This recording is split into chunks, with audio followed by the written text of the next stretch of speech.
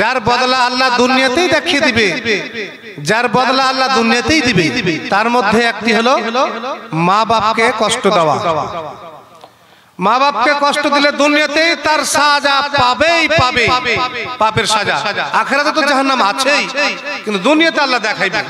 আর একটা কি, জুলুম যে করবে জালেম, ওই জালেমের সাজা, অন্য কারোর উপরে জুলুম করছে, অত্যাচার করছে অন্যায় ভাবে, ওই সাজা আল্লাহ দুনিয়াতে দেখাইবে। এই দুটা পাপের সাজা দুনিয়াতে আল্লাহ দিবে, মানুষকে দেখাইবে। তো এই দুটা ছিল যে মা বাপকে কষ্ট দেওয়া, মার কথা না শোনা, মার বদদোয়া। আর একটা ছোট্ট ঘটনা শুনেন। একদিন মুসা আলাইহিস সালাম আল্লাহকে জিজ্ঞাসা করছেন, মুসা আলাইহিস সালাম আল্লাহকে জিজ্ঞাসা করছেন, আল্লাহ গো, জান্নাতে আমি যে এত বড় নবী, বিখ্যাত নবী কালিমুল্লাহ, তোমার সাথে আমি ডাইরেক্ট কথা বলছি, এত বড় নবী, আমার সাথে জান্নাতে কে হবে, কে আমার সাথী হবে?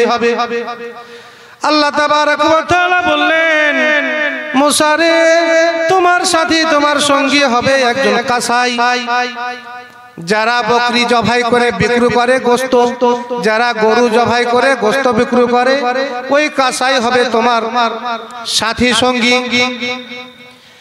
মুসা চিন্তায় চিন্তিত হয়ে গেল, চিন্তায় পড়ে গেল, একজন কাসাই হবে আমার সঙ্গী, আমার সাথী জান্নাতে। দেখি ওই কাসাইকে আমি খুঁজে বের করব, কাসাইয়ের কি এমন আমল। বাজারে চলে গেলেন, বাজারে গিয়ে দেখছেন একজন কাসাই তার দোকানে বসে আছেন, আর দোকানে বসে গোশত বিক্রি করছেন, বকরির গোশত জবাই করছেন, গোশত বানাইছেন আর বিক্রি করছেন। এই দৃশ্য দেখছেন, দাঁড়িয়ে দাঁড়িয়ে কিছুক্ষণ পর্যন্ত দেখলেন। সন্ধ্যা হয়ে গেল, সন্ধ্যার সময়তে দোকান বন্ধ করে সেই কাসাই পলাথিনে খানিক গোশত নিয়ে দোকান বন্ধ করে হাঁটতে আরম্ভ করেছেন। হাঁটতে হাঁটতে হাঁটতে এক গ্রামে এসে উপস্থিত হয়ে গেছে। গ্রামে এসে এক বাড়িতে ঢুকে গেছে, পিছনে পিছনে মুসা আলাইহিস সালাম তার বাড়িতে চলে আসলেন। ওখানেই বলেছিলেন, আমি একজন মেহমান, আমার বাড়ি নাই, ঘর নাই, দূরে বাড়ি, মুসাফির মানুষ, আমাকে একটু আশ্রয় দিবেন। মুসা নবীকে মেহমান মেনে নিয়ে চলে গেছিলেন। এবারে বাড়িতে অন্য ঘরে মুসা নবীকে বসতে দিয়েছেন, আরাম করতে দিয়েছেন। তারপরে দৃশ্য দেখেন, ওই কাসাই গোশত নিজের হাতে কেটে, নিজের হাতে গোশত বানিয়ে রান্না করে সেই এক ঘরে গেল। ঘরে গিয়ে একটা বৃদ্ধা মহিলাকে শুয়েছিলেন, তাকে উঠাইলেন। উঠার পরে মুখ হাত ধুইয়ে, চোখ মুখ মুছিয়ে, সেই খানা রুটি পাকিয়ে গোশত বানিয়ে সেই খাবার সেই তার মার মুখে দিচ্ছিল। আর বাইরে থেকে মুসা আলাইহিস সালাম এই দৃশ্য কিন্তু দেখছেন, বাইরে থেকে মুসা আলাইহিস সালাম দৃশ্য দেখছেন। একজন বৃদ্ধা মহিলা চলতে পারে না, তাকে উঠিয়ে কোলে বসিয়ে, মুখ হাত মুছিয়ে, চোখ মুছিয়ে, তাকে রুটি ভেঙে ভেঙে গোশত দিয়ে রুটি খাওয়াইছে। যখন খাওয়া দাওয়া খতম হয়ে গেল, খাওয়া শেষ হয়ে গেল, তখন কাসাইয়ের মা কাসাইয়ের কানে কানে কি জানো চুপচাপ চুপুর চুপুর করে বলল। তারপরে কাসাই বাড়ির বাইরে আসলো। ঘর থেকে যখন বাইরে আসলো, কাসাইকে মুসা আলাইহিস সালাম জিজ্ঞাসা করলেন, ও ভাই কাসাই, বলো দেখি, ওই ঘরে যে দৃশ্য দেখলাম, একটা বৃদ্ধা বাচ্চা মহিলা, সে তোমার কে হয়? আমার মা। তোমার কানে কানে খাওয়ার পরে কি বললো জানো?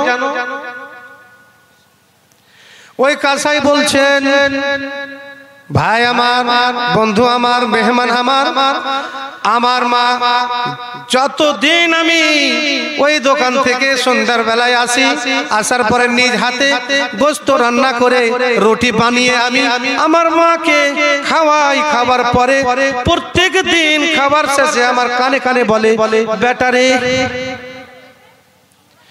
তোমার যেন আল্লাহ মুসা নবীর সাথে তোমার জান্নাতে থাকার ব্যবস্থা করে দেয়। চুপে চুপে কানে কানে প্রত্যেকদিন খাওয়ার শেষে আমার মা এই কথাই বলেন। তাই আমি আজ এই পর্যন্ত এসে পৌঁছে আছি। তো আল্লাহ মানুষকে, আল্লাহ রাসূল বলে দিয়েছেন রব রাজি তো সব রাজি।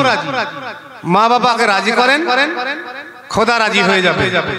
মা বাবাকে দুঃখ দিবেন, তাহলে খোদা দুঃখ পাবেন, কষ্ট পাবেন। মুসা নবীর সাথী কে হবে? একটা কাসাই। কেন? মায়ের খিদমত করার কারণে।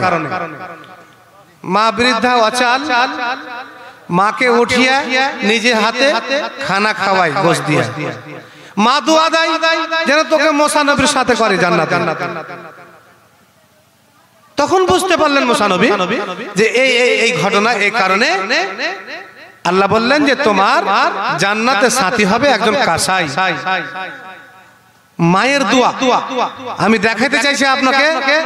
মায়ের দোয়া, দোয়া আর বদদোয়া কারেন্টের মতন আল্লাহর কাছে কবুল হয়, আল্লাহর দরবারে পৌঁছে যায়। তো মুসা নবীর সঙ্গী হবে কে? একজন কাসাই। কেন? তো মায়ের দোয়ার কারণে। সম্মানিত উপস্থিতি, আমরাকে যেন আল্লাহ তাবারক ওয়া তাআলা মা বাবার খিদমত করার, সম্মান করার এবং ইজ্জত করার তৌফিক দেন। বলেন আমিন। এই পর্যন্ত আমি আমার বক্তব্য ইতি করছি। বলার মাধ্যমে ভুল ত্রুটি হলে ক্ষমা করবেন। ওমা আলাইনা ইল্লাল বালাগ। আসসালামু আলাইকুম ওয়া রাহমাতুল্লাহি ওয়া বারাকাতুহু। আসসালামু